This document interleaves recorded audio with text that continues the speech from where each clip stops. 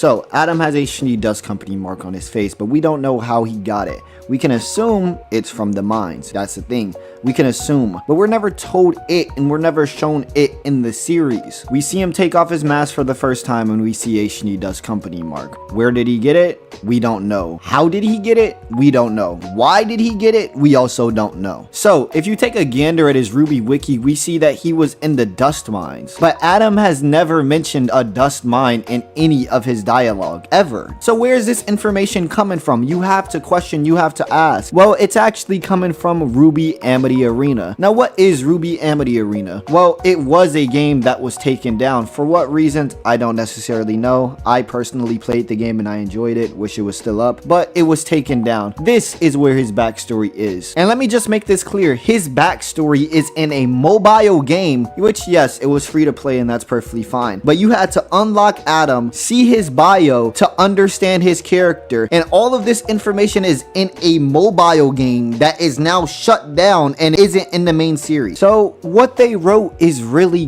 good. I don't hate this writing, but the thing is, why isn't this in the main series? This information is considered canon, and that's the thing. If you played this game, you would understand his backstory, but you don't see his backstory. And why does this matter so much? Well, it matters because you don't relate to Adam. You don't feel for Adam. You have no sympathy. You have no care for him. And before anybody says, well, I don't want to care for Adam, he's a bad person, he's this, he's that. Yes, he is. But villains are supposed to still be relatable. You're still supposed to have villains you can feel some sort of connection to, so they can at least be human. Remember, here is a Monty Ohm quote about his series.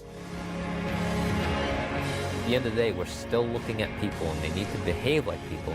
As an animator, there are things you need to notice that most people wouldn't be seeing. The most important thing, and do this as often as you can, watch movies or watch shows or watch things. Just keep your eyes open. At the end of the day, these characters are people and we have to treat them like people. That means make your characters realistic. Villains have motives, even if you don't agree with them, even if you hate that villain, even if you think that villain is a piece of shit. Adding realism can at least make you understand and sympathize with them, regardless of if you agree with their emotions. If we got this in the story, if we actually seen this with our own eyes, we would understand his pain. We would feel his pain and maybe understand, damn, this is why he becomes a villain. But we're told why he becomes a villain. Yes, it's because the oppression fell on his face. And yes, we get that through some of his dialogue, so we understand Adam. But show versus tell isn't about understanding. It's about feeling as well. You can understand something when somebody tells you it, but it's about the impact, the weight, what you take from it.